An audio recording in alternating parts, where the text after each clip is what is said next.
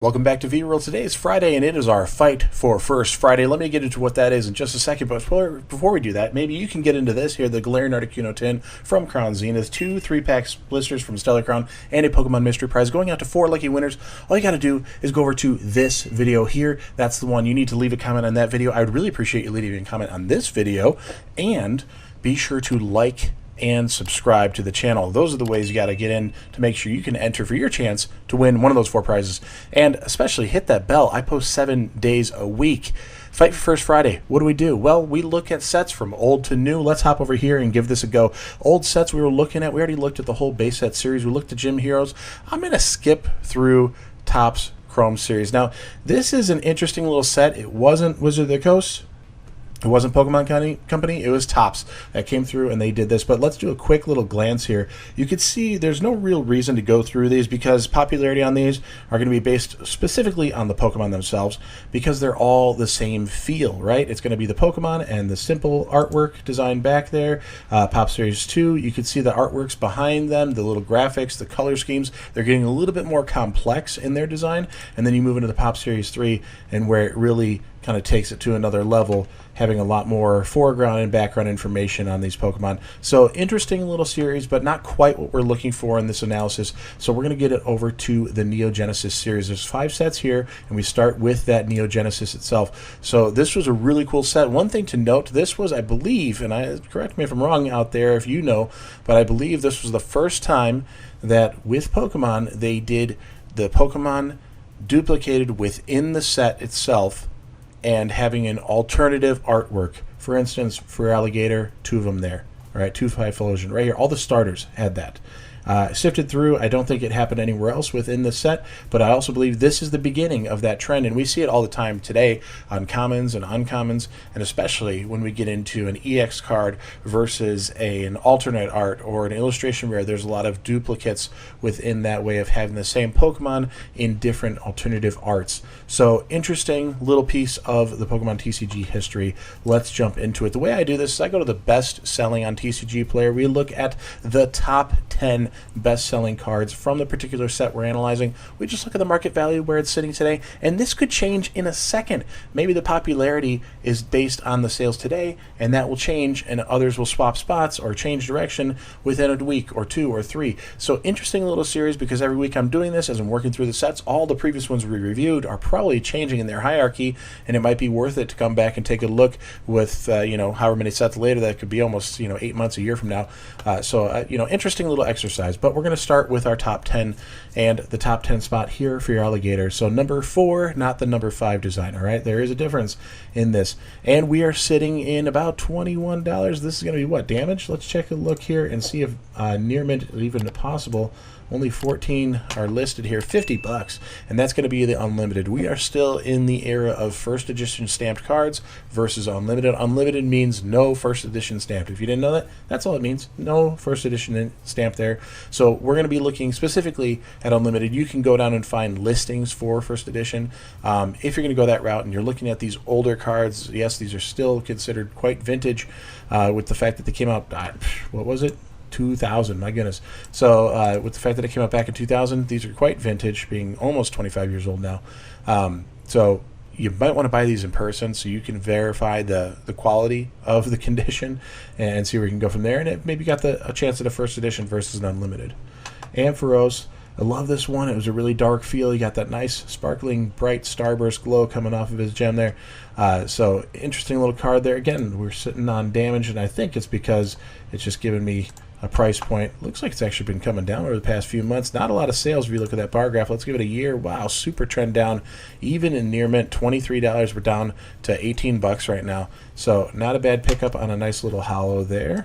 If you like Ampharos, we're going to bring the condition to near mint just for that curiosity. I always like to look at the best of the best, and surprisingly so here, Kingdra, who has become recently popular again in Shrouded Fable.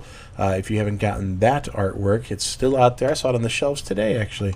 So it's still out there, and restocks will be coming as we go through the next few months on Shrouded Fable. But I think if you're going to pick up Shrouded Fable, I don't know if the packs are for you. The opening experience isn't that good. The the Kingdra, the Greninja promos, that's probably where it's at. I don't think they're going to reach the height of those evolutions that we saw on the Jolteon, Vaporeon, Flareon V and VMAX, but these will be something that actually do go up over time. For right now, this one from Genesis here, not the Phil Collins band, but Genesis, the Pokemon series, $9. $9 on a near mint holo there. Pretty sweet. And did I just date myself horribly? Absolutely horribly with that reference to Genesis and Phil Collins. But hey, you know, it's just whatever.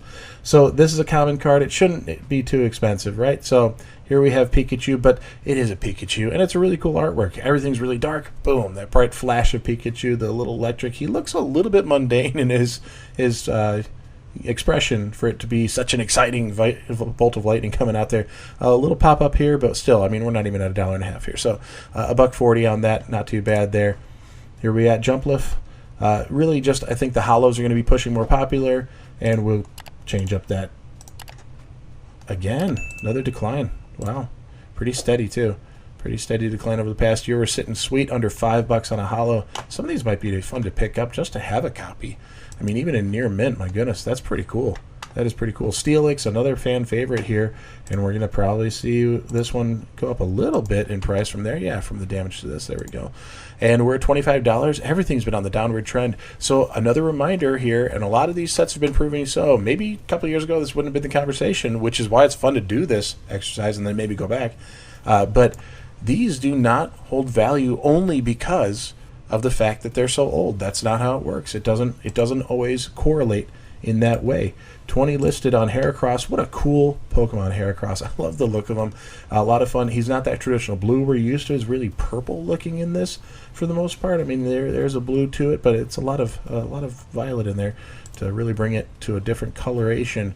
And we're sitting at $22 now. I believe out of this this series, and even up until this point in the TCG, this is the first time we have a potential battle scene in the artwork going on, with that pincer just peeking in the foreground, coming in, looking like something might happen here, and we're going to see a Mega Horn happen off of Heracross. So interesting little piece of it. And if anybody else has noticed that on earlier sets and I might have missed it, please bring that up to me. That'd be really cool to know.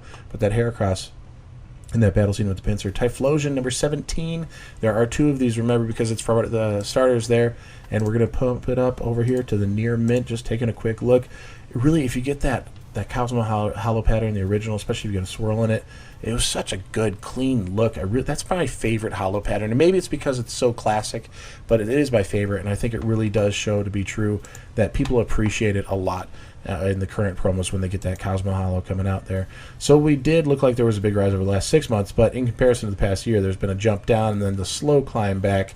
If you look at the last 6 months, it's been a climb up here, same in 3. So $104 here on this one. That makes more sense. Starter Pokemon, Hollow, going all the way up there. Holy my goodness, what is that? Let me just, out of curiosity here. Oh, well, maybe that's what it is. Maybe it's Japanese versions bringing it down a little bit. Near mint, unlimited Hollow, $175 plus 5 shipping, $180. Wow. Killer price there. Oh my gosh. That was a little too much. A little too much for my blood right there. Pichu, Neo Genesis. This may be one of the early introductions of Pichu. I'm mixing things up, I think. But Pichu, looking good. And this is a really cool Hollow because it was two-toned. We had that yellow and the blue, complementary and light. So really cool to see that sitting there. Again, it looks like it's trending up. And even over the past year, it's been trending up. And it could be that Hollow pattern I just pointed out being the thing that's doing it at $52. Pretty cool there on the Pichu. Lugia. My gosh. If you thought this one was good in Silver Tempest, you can't believe how expensive this thing gets in the Neo Genesis. My goodness, this one is insane. Near mint unlimited. All right. Sales don't happen often. Whew. Near mint unlimited is putting you at $293. $1,000. Let's see. Maybe that's the average of things when you start incorporating that. Or we're looking at some Japanese there. Near mint unlimited hollow foil, $1,000. Near mint first edition, $1,200, and then $1 shipping. What are you doing with $1 shipping? Is it just a formality that you need the buck shipping there? I'm sorry, but if you're going to charge $1,200 for a card, maybe you could take care of that $1 shipping instead of passing that off to the customer. Ridiculous. I would not be paying this kind of price for this card over this platform. That is too much money to exchange with no pictures and no way of knowing. If you're going to be spending $1,000 on a card, you better hold it in your hand first and take a look, with supervision, I would think, and armed security. I don't know, $1,000 card, crazy. I mean, we all think that Moonbryon is really going there, and it may, but this is one of those early ones that just had hit hard for everybody. The first introduction of Lugia, really insane to get this in a 10. Absolutely insane. I don't think the pop on that is very high. Definitely in the top 10 spot. And actually, kind of nice to see it in the number 1 spot of the fight for First Friday, because it's not an easy task to get to that point, especially with this price point on you there. Even in the damage, I want to see what just the nastiest condition is here. $60? Wow. That's how popular this one is. $60 for a garbage version of it. Pretty wild stuff, but an interesting set, and I really enjoy this exercise. And the further we go, just so you know, it's going to be me seeing it for the first time. Neo was the series where I started falling off. I traded a little bit, I opened a few packs here and there, but by the time that 5th one came out, I don't think I was involved with Pokemon at all.